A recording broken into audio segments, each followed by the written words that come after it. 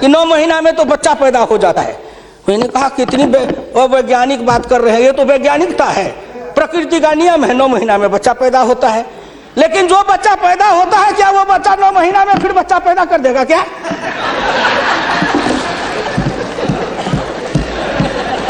कितनी आप वैज्ञानिक बात बोल रहे हो। इस सरकार का 9 महीना हुआ, 10 महीना हुआ, सरकार पैदा हुई, अब क्या सोचते हो? आप क्या सोचते हो? ना कुछ मिले तो विरोधी में गए तो कुछ ना कुछ तो कहना है ना, नहीं तो दुनिया कैसे देखेगी कि विरोधी का काम कर रहे हैं। इसलिए आपसे मेरी विनम्र प्रार्थना है, अगर विरोधी का काम भी करना है तो आप अपने नेताओं को कहिए कि कुछ दिन हमारे पास आए, 6 महीना ट्रेनिंग दे देंगे कि हम विरोधी थे तो क्या करते थे। अरे नाटक भी करिए तो किसी डायरेक्टर से सीख तो लीजिए। जो गरीबी का डायरेक्टर है उससे सीखे नहीं, गरीबी का नाटक खेल रहे हैं। एक गांव में नाटक में हनुमान जी का पाठ करने वाला नहीं आया। उसने सोचा कि आज तो नाटक नहीं होगा। एक बहुत मोटा तगड़ा दुकानदार था, उनको पकड़ लाया, कहा तू नाटक कर, केवल खड़ा रहना। और जब वो खड़ा होकर पाठ करने लगा तो रावण ने डांट के कहा कि कहाँ गलाओ, तेल घिलाओ, इसके पूंछ में आग लगाओ। उसको हुआ कि अब तो जल के मरेंगे। तो कहा हजूर हम तो हनुमान जी नहीं है, हम तो बनिया है, अपनी दुकान चला रहे थे। वैसे ही आप नाटक करिएगा। इसलिए आपसे मेरी विनम्र प्रार्थना है, आपसे मेरी विनम्र प्रार्थना है कि इसको देखिए।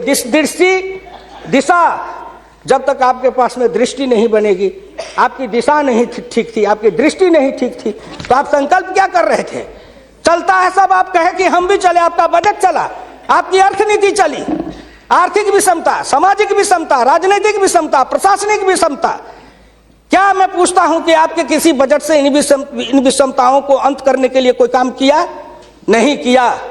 इसलिए हमारे गुरु डॉक्टर लोहिया कहते थे कि हिंदुस्तान में जब तक जाति प्रथा है और जब तक कि जाति प्रथा का रोग रहेगा तब तक हिंदुस्तान का कल्याण नहीं होगा। भ्रष्टाचार के पीछे भी जाति प्रथा है। कोई माननीय प्रधानमंत्री बैठे हैं हिंदुस्तान के अंदर, किसी को अगर चाहेंगे कुछ कर दे प्रधानमंत्री रहते हुए, क्या है जो कर देंगे? जिस जात का सरकारी नौकर होता है, मैं भी इतने दिन तक 54 वर्ष रह के देखा, मंत्री रह के देखा, जिस जात का सरकारी नौकर, उसके ऊपर कलम उठाइए तो उसके जात का न जाने कहां से कहां सभी जगह से लोग आ जाते हैं उसको बचाने के लिए। जात पर हमला, अगर किसी बेईमान पर हमला है तो जात पर हमला, किसी भ्रष्टाचारी पर हमला है तो माना जाता है जात पर हमला है।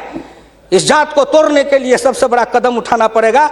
मैं वित्त मंत्री जी को धन्यवाद देता हूं, प्रधानमंत्री जी को, कि कुछ योजनाएं ऐसी आई हैं। लेकिन मैं एक प्रार्थना करूंगा, हमको कहते हैं कि आरक्षण की बात मैं कहता हूं शुरू दिन से, सदन सहमत हो और आप भी सहमत हो तो प्रधानमंत्री जी से कहूं कि तुरंत लागू करिए। लेकिन इसमें सहमति का सवाल है, राष्ट्रीय सहमति, सदन की सहमति, आपकी सहमति। सब आरक्षण मेरा खत्म कर दीजिए, लेकिन एक कर दीजिए, सरकारी नौकरी और सरकारी सेवा, इन दोनों के लिए अंतर जातीय विवाह को अनिवार्य करिए। न रहेगी जाति, न रहेगा बांस, न बजेगी बांसुरी। जातियां टूटेगी, अंतर जातीयता के कारण हिंदुस्तान में एक जाति बनेगी, वह जाति बनेगी भारतीय, वह जाति बनेगी मानव जाति। इन जातियों के रेखा को तोड़िए। इसके लिए अगर कर सकते हैं तो आप सहमत है तो बोलिए। आप कहते हैं गरीब और अमीर मिटा देंगे, लेकिन न्यूनतम और अधिकतम की रेखा तय कर दे, यह सरकार करना चाहे, नरेंद्र मोदी जी चुटकी में कर देंगे। क्योंकि इनका क्या बिगड़ेगा? इनका कुछ नहीं बिगड़ेगा। नरेंद्र मोदी जी अगर न्यूनतम और अधिकतम की रेखा तय करेंगे तो इनका कुछ जाएगा, न परिवार का जाएगा, न बाल बच्चे का जाएगा, किसी का कुछ नहीं बिगड़ने वाला है। लेकिन चिल्लाने लगेंगे तो हम 100 से कम न 1000 से ज्यादा। समाजवाद का यही तकाजा, बड़े समाजवाद की बात करते हैं। मैं ज्यादा समय नहीं लूंगा, मैं इनको समाजवाद की बात अपने गुरु डॉक्टर लोहिया की पढ़ के सुना दूंगा। और हमारे कुछ समाजवादी हैं, अब वो तथाकथित समाजवादी हो गए हैं। समाजवादी तो रहे नहीं, लेकिन तथाकथित हैं। आप मुझको कह देंगे कि आप भाजपा में चले गए, मैं भाजपा में क्यों आऊं? आपके ऐसे दल बने, इस दल के टुकड़े 1000 हुए, कोई यहाँ गिरे, कोई वहां गिरे। मैं कहाँ दौड़ा फिरता, मैं चला आया भाजपा में। मैं भारतीय जनता पार्टी के नेताओं को धन्यवाद देना चाहता हूँ कि हुकुमदेव नारायण 3 बरस से ज्यादा किसी पार्टी को दुरुस्त नहीं रहने देता था। आज 20 बरस से भारतीय जनता पार्टी में अटल अटल खड़ा हूँ। इस पार्टी में जब तक कोई ताकत नहीं है, अडवाणी जी में, अटल जी में, नरेंद्र मोदी जी में, इन सब लोगों में जब कोई गुण नहीं है तो मेरे जैसे उदंड आदमी को 20 वर्ष तक अपने पिंजरे में रख लिया है, कोई साधारण योग्यता है? इस बात को समझो। मैं आखिरी में कहूंगा अध्यक्ष महोदय, समाजवाद हर किसी से अन्य सिद्धांत की तरह एक होता है थोक, एक होता है फुटकर, एक होता है सगुन, एक होता है निर्गुण, एक होता है सिद्धांत, एक होता है कार्यक्रम। समाजवाद से एक सीढ़ी नीचे उतरो, उस सीढ़ी का नाम है बराबरी। उस बराबरी से एक सीढ़ी नीचे उतरो, गौर करिएगा कौन कौन बराबरी, आर्थिक बराबरी, सामाजिक बराबरी, राजकीय बराबरी, धार्मिक बराबरी। उससे एक सीढ़ी और नीचे उतरो, तब उसके बाद आएगी समता, संपूर्ण समता, संभव समता। तब एक सीढ़ी और नीचे उतरो, तब अधिकतम और न्यूनतम की सीमा लगाओ। यह धार्मिक बराबरी की भी बातें भी की गई है। अगर हम धार्मिक बराबरी पर, जी समाप्त करेंगे, अगर धार्मिक बराबरी पर मुझे कहा जाए तो मैं कहने लगूं तो कितनी अपनी पीड़ा सुना दूंगा कि धार्मिक बराबरी इस देश में कैसी है। उसके संबंध में मैं ज्यादा समय नहीं लेकर के केवल आपके सामने मैं सुना देना चाहूंगा।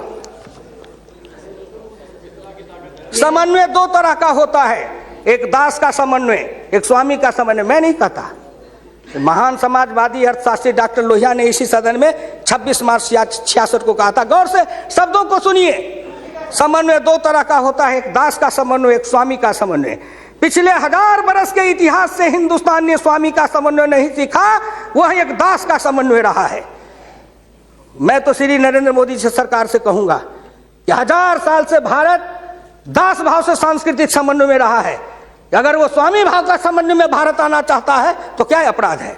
इसलिए उन्होंने कहा इस समन्वय में खाली परदेशियों को ही दोष नहीं देता, उनके सबब से जितने भी इतिहासकार हैं वे सभी जहर में बिल्कुल घुल जाते हैं। आज भारत के 2 इतिहास के स्कूल हैं, एक डॉक्टर ताराचंद, एक डॉक्टर मजुमदार, एक और है जो दोनों के दोनों इसी समन्वय धारा के हैं, विविधता धारा के हैं। भारत क्या है उसको भूलकर भारत के जो विभिन्न अंग है उनकी तरफ निगाह चली जाती है। क्या बात करते हैं साहब? तो इससे मेरी विनम्र प्रार्थना है सदन से, अध्यक्ष महोदय, मैं हाथ जोड़ के प्रार्थना करता हूं सदन से भी, और इस लोकसभा के चैनल को हिंदुस्तान के करोड़ों लोग देख रहे हैं। मैं उन गांव के गरीबों, किसानों, मजदूरों से कहता हूं, गांव गरीब, मजदूर, किसान, पिछड़ा, दलित और नौजवान, मिलके देश बनाओ, आओ देश बनाएंगे।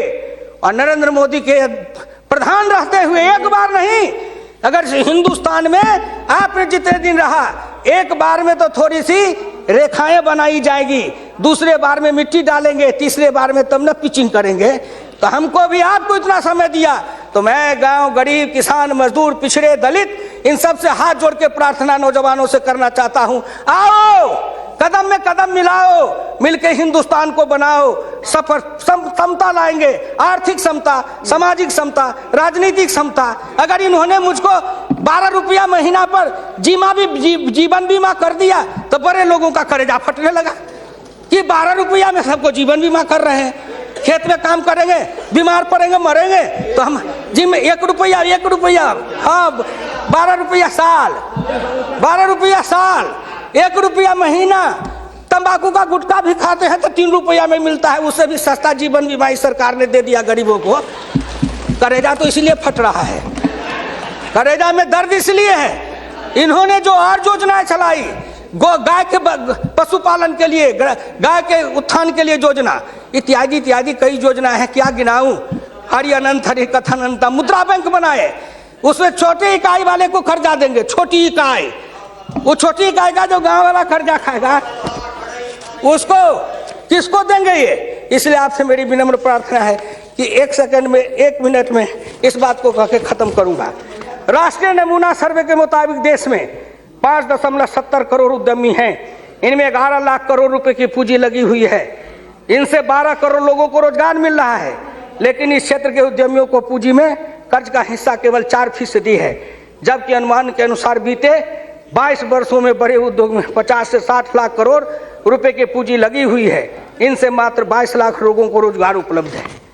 ये छोटे उद्योग, फरहरी को, लोहार को, कुम्हार को, हजाम को, ये जो छोटे छोटे, ये जाति छूटेगी इससे। जाति आधारित हिंदुस्तान में पेशा है और पेशा के आधार पर जाति बनाया गया। अब इन रोजगार के जरिए उनके हाथ को काम देंगे, उन छोटे उद्यमियों को रोजगार देंगे। इनके कलेजा में दर्द हो रहा है कि नरेंद्र मोदी आया है, मुद्रा बैंक बनाएगा, गांव के गरीबों के हाथ में रोजगार जाएगा। ये गरीब बनेंगे पहलवान, गरीब बनेंगे विद्वान, गरीब बनेंगे बुद्धिमान, गरीब के हाथ में दम ताकत आएगी तो आपके आगे शर्म गच्छामी नहीं होंगे, न फूड सिक्योरिटी खाएंगे, न मनरेगा खाएंगे। हम अपने पसीना और पुरुषार्थ से अपनी कमाई से इस देश को बनाएंगे। हम आपके भिखमंगा बन के जिए हैं, अब हम स्वाभिमान के साथ जिंदा रहना चाहते हैं। इसलिए मैं भारत के प्रधानमंत्री और वित्त मंत्री को धन्यवाद देता हूँ। बहुत बहुत धन्यवाद।